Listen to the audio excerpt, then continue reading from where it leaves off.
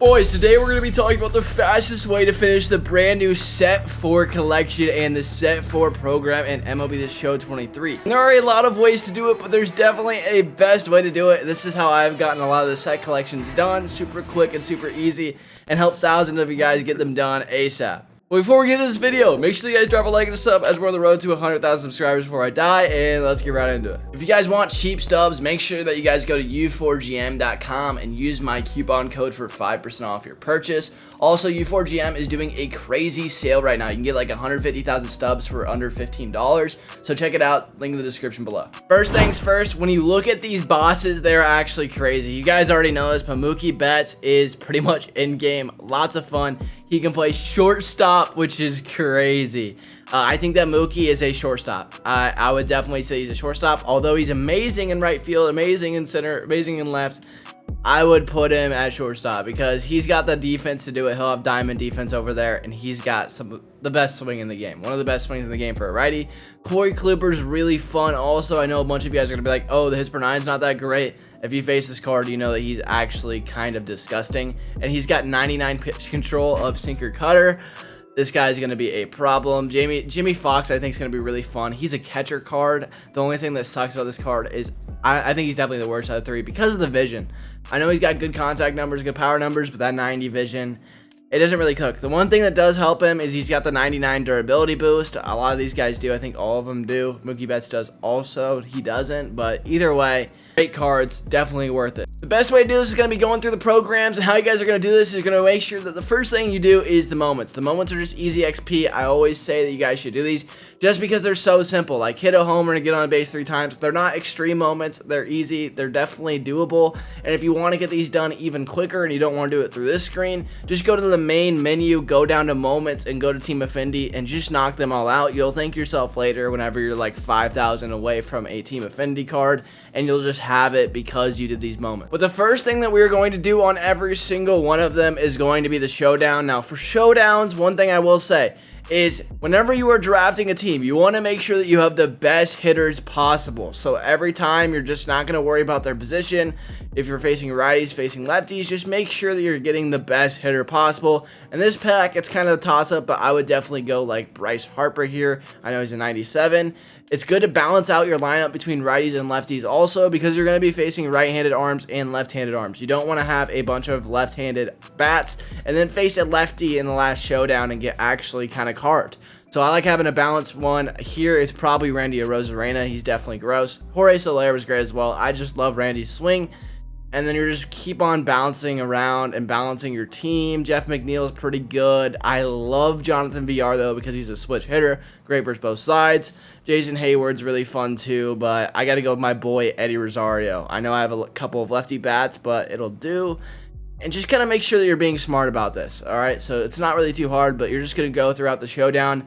Probably going to take you about an hour to finish the Showdown completely. If you're really good, maybe you can skip a couple Showdown bosses or go throughout it, and it'll take you 40 minutes if you don't mess up. So maybe 40 minutes, an hour, nothing too crazy. But then again, just make sure that you're drafting the best hitters possible at all times. Nothing else matters. Best hitters, and once you go throughout the whole draft, you're just going to make sure that your perks are really good. So make sure your exit velocity and 2-strike counts. I love that one. Any type of exit velocity whenever you're losing. And then I also, if you're not that great, one thing that I like doing too is getting some of the speed guys and grabbing a drag bunt boost. And I drag bunt a ton in these Showdowns. And they're all Showdowns, so you're not able to skip them. But nothing too crazy. Just manage the perks here. And whenever you go to manage squad, just make sure that you have the best hitters possible. Like this catcher can get booted by somebody who's a little bit better, even though there's only like a 65 here. Joe Adell is better than him.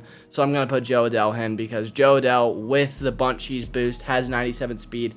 He's going to do all right. He's going to be really good. But the bread and butter of doing this whole thing is going to be Team Affinity mini seasons. It's just the best way to go about it, okay?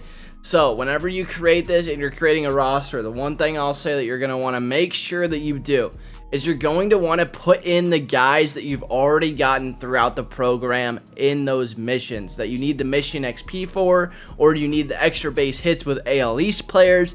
You're going to stack it up with AL East players. So just make sure that if you're going for one specific division that you have those cards that you've earned, especially those team captains. And if you don't, like for the beginning of the season like I have here, it is totally okay to have the old team captains in there as well. You're not going to get the team captain XP for the hits with them, but you are going to get XP towards that club. So like the Dodgers, just make sure that you're not having anything just out of the ordinary here, but you'll be all right. Just make sure that you have guys that are going to help you get XP towards the team affinity. So not only you're grinding mini seasons, but you're also grinding the XP and the missions as well. That's why it's the best way to finish the mini seasons and go about it. Now, to maximize the amount of XP that you get in every single one of these games, what you are going to do, and this works for next gen people only, I'm sorry old gen people, but you're going to download the Hattie Road to the Show Glitch Stadium. I love this thing. It's amazing, but this is how you do it. You just go to Stadium Creator, scroll up to most popular, and you're going to see Hattie Road to the Show Glitch, and you're just going to download it, and you're going to be able to use this stadium for every single home game that you play. Every fly ball that you hit to left field, right field, center, pretty much a homer. Max elevation, shortest fences, shortest distances possible. It is great. It's amazing for XP grinding as well. It'll be in my XP video that I come out with soon, but this is great. Like, you're going to be getting the most XP as possible as you can get in the program to help you guys get the set collection bosses and get that 99 Mookie Betts that's just actually disgusting. But other than that, it's pretty much it. I'm not going to drag out this video to like 15 to 20 minutes when I really don't have to. You're going to do the Showdown first. I don't even recommend doing the Conquest. A lot of people will say do the Conquests. I mean, you can, but I would just do a mini season because you're getting vouchers for that. You can do it that way. It's about the same each way. I know that you're going to be getting 30,000 XP or whatever to finish the Conquests, and I think that I did it last time. It's pretty much a toss-up, but I would definitely do the Showdown and the mini seasons. If you want to do a Conquest, do a Conquest. That's totally cool. It's not going to hurt you, and it's going to help for your Team Affinity XP. But if you just get sick of mini season and you want to use a God Squad, make sure though if you're playing that Conquest that you have all of the cards that you were using for those mission XP. You want to make sure you have those missions done. So make sure you have those captains in. If you're doing that, don't use your God Squad against the Team Affinity teams that you're playing on like All-Star and Rookie. You're going to be all right, but use those guys. This video ended up helping you guys out. Make sure that you guys drop a like and a sub, and I'll catch you boys in the next one. Peace.